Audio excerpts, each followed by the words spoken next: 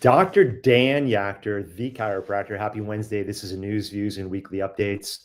I've got very important information to share with you guys. I had a patient interaction this morning clinically, and it prompted me to share this info with you. And it has to do with the heart and the impact of exercise, just simple movement or movements that can dramatically impact your blood lipids, your cardiovascular health, your circulation, your weight, but really in general, just your heart health. How do you dramatically change your LDL, your triglycerides, your HDL? How do you move the needle on these things without drugs? How do you do it with lifestyle? We're going to talk about that during this segment. Last week, if you did not catch it, I ran through all of the blood markers that are pertinent, relevant to great heart health, strengthening your heart health, monitoring the health of your heart over the years. I went through all of that last week. And if you have a chance, go back through that if you missed it and check it out. There's some vital information there. And next time you get a blood panel and you are concerned about your heart, make sure that those markers are there. You're tracking them year over year. So this segment is going to start off by focusing on, again, the impact that exercise can have, the dramatic impact that exercise can have on blood markers, specifically a few of concern: ApoB, LPA, the small dense particles of LDL that really most people are concerned about. So I'm going to jump into that, and then I'm going to close with sharing something inspiring. 102-year-old man climbing Mount Fuji. Really cool thing, very inspiring. So we're going to go into that as well. But I wanted to share with you vital information that we should all really be aware of. How walking, exercise, let's just use walking as the exercise focus here, and how it can transform your heart health, your blood lipids, and whatnot. So why movement matters. Let's park on this for just a little bit, and really why walking works as well, if not better, than just about any other form of exercise. The heart is a muscle designed for rhythm and resilience. When movement becomes consistent, daily consistency, the cardiovascular system can pump more efficiently. If that's the case, blood pressure comes down naturally, vessels stay more flexible, and pretty much every major health organization confirms that regular physical activity lowers heart disease risk and improves cholesterol patterns, not just in athletes, but in everyday adults. And really in any age. Walking stands out because it's sustainable and it's easily, doable. Sustainable meaning that it's easy to stay with over time. So just doing exercise, okay, exclusive walking program, that's it. Reduce total cholesterol, LDL bad cholesterol, with some studies showing an average LDL drop of roughly 5 points or 5 milligrams per deciliter, improvements in total cholesterol to HDL ratios. You guys know I talk a lot about the ratios. So a significant improvement across the board. Total cholesterol HDL ratio, LDL HDL ratio, triglyceride HDL ratio. These are small changes with just walking that can compound over months and years. So let's just talk about the lipid picture just a bit. What improves with exercise? Again, using walking as our yardstick here. HDL, aerobic exercise, is linked to an increase in HDL cholesterol and better HDL function, key for cholesterol transport and protecting your arteries from plaquing. It's plaque protection, plaquing formation or cumulative effect inside of the arteries. Higher workout volume and consistency tend to produce greater results and effects, of course, right? So the more you do it, the better it is. LDL bad cholesterol, ApoB, small dense LDL, SDLDL. These are the ones that we're always talking about. Regular aerobic activity, exercise, walking, including brisk walking, can lower LDL modestly And again, you pair it with nutrition and changing your body, losing some fat, you're going to do even better. Triglycerides, the one that you really want to watch on your blood lipid panel, movement helps. Again, when we say movement, just insert walking, brisk walking, 20 minutes of brisk walking every day. You could have the impact that I'm discussing right now. It helps reduce triglycerides, especially when the sessions are frequent and sustained, daily ideally, and supporting metabolic and heart health. Again, even replacing sitting with more standing and walking time shifts your lipid profile in a favorable direction without medications. It's proof that every step counts. Every day, I track my steps with my Oura Ring. Over the last year, my daily count has averaged just beneath 9,000 steps per day. So having a tracking mechanism, a tracking app, a tracking technology, it's invaluable. So how much is enough? A simple target is 150 minutes per week of moderate activity, brisk walking, 75 minutes per week of vigorous movement, plus 2 days of strength training. Lifting weights is really important as well. That's 30 minutes a day, 5 days per week, walks before dinner, pace around if you have a home office, or at work if you can, if you're able to, pace and talk on your phone calls. Get up. You have a phone call, get up, move around, use every opportunity possible, any excuse possible to get up and move, and and get those minutes in, make it count, get the steps in. More movement brings more benefit. Okay, so again, there's so many ways you could put this together, but the message here is more movement, healthier heart, natural shifting in those markers that everybody's been taught to be concerned with. The ApoB, the small particles, the LDL, small particles that cause a problem. Your entire blood work, blood marker profile shifts favorably when you're moving your body regularly without pharmaceutical intervention. But most doctors will tell you, if you bring this up during a consult with a medical doctor, they're going to tell you, no, yes, you want to exercise and move, but no, you need this drug if you're really going to impact and you're going to basically protect yourself from dying from these bad numbers. And that's just not true. If you employ powerful lifestyle strategies like we're talking about right now, you can naturally move these markers.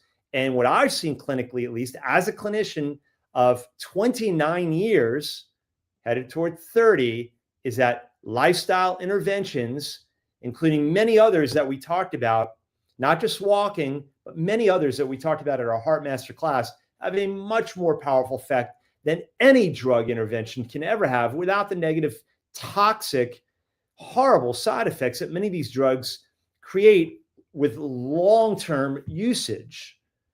So again, we never want to leave out the fact that if you are going for walks, you want to make sure that you're doing with great posture, eyes forward, shoulders back and relaxed, arms swinging naturally. If you're a patient of mine, you know what good posture looks like. You know what we always focus on in here. Breathing through the nose when possible to pace your effort and support recovery. Yes, breathing in and out of your nose, if you're a patient, not only shifts your heart rate variability to a favorable place, you have more parasympathetic effect. Your body's going to be more relaxed. It's a much healthier way of breathing, but it's also going to cause you to really hone in on your pace and your posture. But again, posture is critical. If you're like one of those people, like many times I'm driving down the road and I'm seeing these people jogging or walking, and it's painful for me to see this, but you see like people with their head down and they're doing this, either running or walking, and they're slouched over, they're hunched over, and it's awful because you're doing two horrible things to your health. One, mechanically, you're diminishing the space for your heart and your lungs to beat and breathe properly. But secondly, and really more importantly, with your head forward, you're putting stress and strain on the spinal cord, the nerve roots. You're diminishing the communication. You're diminishing function, trying to travel from brain into heart, lungs, and glands, organs, blood vessels, your body in general. Just not a good idea. Focus on your posture while you're walking and trying to improve your cardiovascular function. So track what matters. It's not perfection, but keep track of your steps, keep track of your minutes, keep track of your resting heart rate. That's important because as you train, as you walk, as you get better condition, your heart rate drops, direct sign that your heart is getting stronger. Your lipid panel, try to get a lipid panel every 3 to 6 months, no longer than every 12 months. Look at your HDL. Exercise will help your HDL or good cholesterol go up. It'll ease your triglycerides down. It'll nudge your LDL down, but more importantly, your ApoB, which is the one you want to watch, easily controlled through movement. Combine movement with nourishing food, adequate protein intake, which I'll get to in another segment, not today, restorative sleep, bringing down cortisol, the stress hormone, improving heart function. Again, all this restorative sleep is great for biomarker shifting. Again, it's, the most important thing you want to do is, it's not about chasing numbers for their own sake. It's about building a healthier heart, that keeps up, that helps you keep up with life, your purpose, your children, your grandchildren, your dreams, your vision, what God has called you to do in life. So the message today, lace up, step out, and let the routine become, who you are and who your family is, and why, have a why behind what you're doing. Journey of 1,000 miles begins with the first step, and that's what I teach patients. Start somewhere.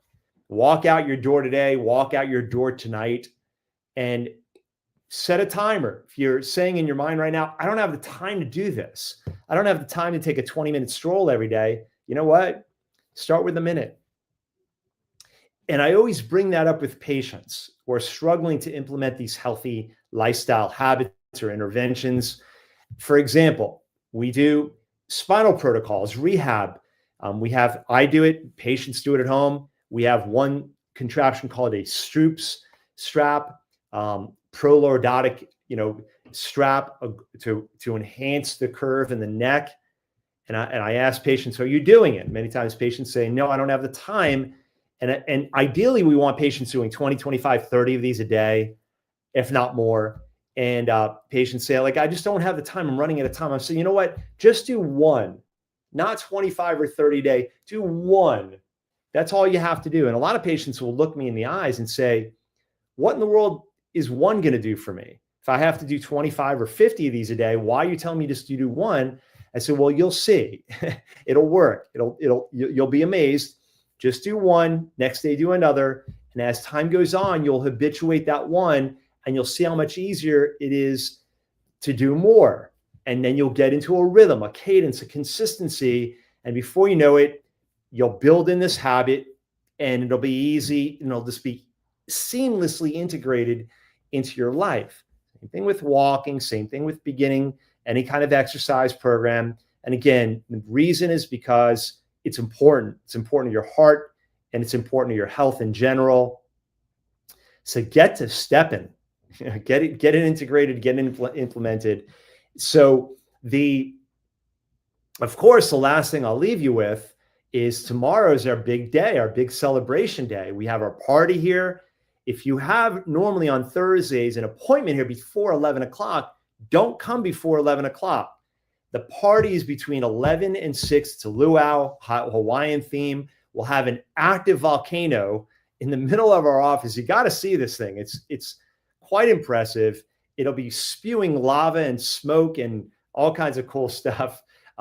So bring your fire retardant Hawaiian costume, dress up, come join us. It's going to be a blast. We're going to have so much fun. It's to honor you, active patients. We want you here. This is a big day. We have food, fun. We have huge raffle giveaway prizes. You want to be part of this. And again, it's our way of honoring you. Then on Tuesday, the 14th of October from 11 to 1, you are allowed to refer in, if you're an active patient, only from patient referrals. You can refer in friends, family members, loved ones for free consults, exams, and report of findings way beyond $500 of services twice per year only. We do this for your friends and family and loved ones, and it's a way of giving back to you, but also more importantly, helping the community get access to vital life-saving services. So keep that in mind. It's going to be a blast. Tomorrow's going to be so much fun. Not only free food, fun, music, we're going to be dressed up. It's going to be a great party atmosphere. Come by, but free adjustments as well from 11 to 6. So join us if you want food. Deb Iguina, who's one of our patients, she has Deb's Delights. She's a baking extraordinaire, just an amazing baker, and she's going to bake us some cool stuff, make a big cake. It's going to be a lot of fun. So join us, put it on your calendar, even if you have just a short amount of time just to pop in, see the day and see the office. It's going to be a blast. So 11 to 6 tomorrow. And as always, I appreciate you joining me on these segments each Wednesday. This is Dr. Dan Yachter signing off for news, views, and weekly updates. God bless.